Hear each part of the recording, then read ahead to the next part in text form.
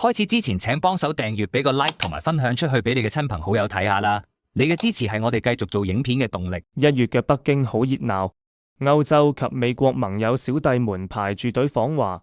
1月14日至17日有加拿大總理卡尼訪華，今次亦係加拿大元首喺8年內首次訪問中國。接棒嘅有英國首相施紀賢，從1月28日到31日訪華4天，佢哋都滿載而歸。但美國總統特朗普就好唔高興，直接批評英國同加拿大揾中國嘅行動好危險，又威脅要額外加徵加拿大關稅100%。Well, it's very dangerous for them to do that, and it's even more dangerous, I think, for Canada to get into business with China. Canada is not doing well. They're doing very poorly, and you can't look at China as the answer. 對於特朗普嘅威脅，卡尼呼籲加拿大人買本國貨品應對。卡尼喺總理辦公室社交平台講到 Buy Canadian 嘅原因。We can't control what other nations do. We can be our own best customer. We'll buy Canadian. We'll build Canadian. 卡尼咁快反擊，美國出招係佢早有準備，由佢上任起已同特朗普面咗咗。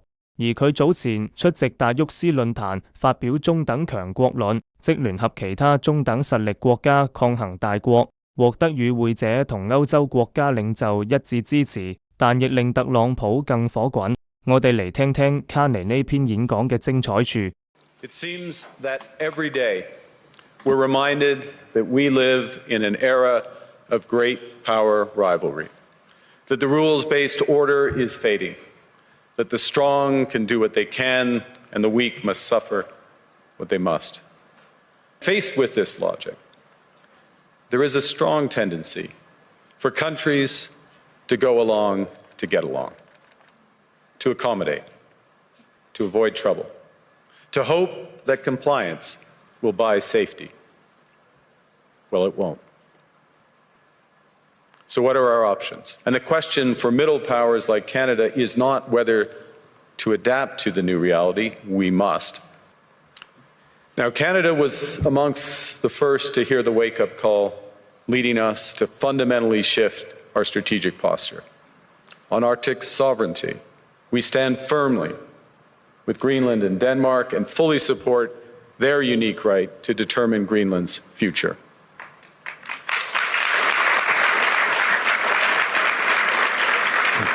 What does it mean for middle powers to live the truth? Well, first, it means naming reality. Stop invoking rules-based international order as though it still functions as advertised. Call it what it is, a system of intensifying great power rivalry where the most powerful pursue their interests using economic integration as coercion. Rather than waiting for the old order to be restored, it means creating institutions and agreements that function as described. And it means reducing the leverage that enables coercion. We know the old order is not coming back. We shouldn't mourn it. Nostalgia is not a strategy. But we believe that from the fracture, we can build something bigger, better, stronger, more just. This is the task of the middle powers. The country powerful have their power. But we have something too. The capacity to stop pretending, to name reality, to build our strength at home, and to act together. That is Canada's path. We choose it openly and confidently, and it is a path wide open to any country willing to take it with us. Thank you very much. 卡尼嘅講話等於號召歐洲幾個中等強國一齊另組聯盟，以抗衡美國嘅霸權。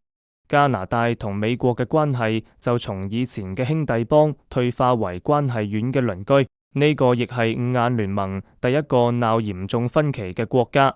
第二個就係英國啦。英國首相施紀賢批准中國駐英大使館建造計劃後就訪華，同北京簽咗好多中英合作及商業發展嘅協議。In Beijing, we had really productive bilateral meetings, including with President Xi, and we were able to open up opportunities for both of our countries and resolve issues between us. 施紀賢喺北京行故宮，食地道雲南菜，喺上海又行御苑睇花燈。結束訪問時，佢話今次中國行致力構建兩國長期穩定全面戰略嘅夥伴關係。聽到佢咁講，特朗普肯定唔高興，更加失落且不安嘅仲有一班移英港人。早前佢哋3000人上街遊行，其中一項訴求就係英國政府否決中國駐英大使館建造計劃。結果英國政府懶得理佢哋，依家中英關係進一步向好，而英族估計更心慌心驚。總之，世界大局勢已經向東方傾斜，中國朋友圈正在快速擴容，好多國家都重新評估對中美嘅關係與外交政策。今年中國外交勢迎來大爆發，五眼聯盟去其二只係第一步。好啦，今日講到呢度，多謝支持。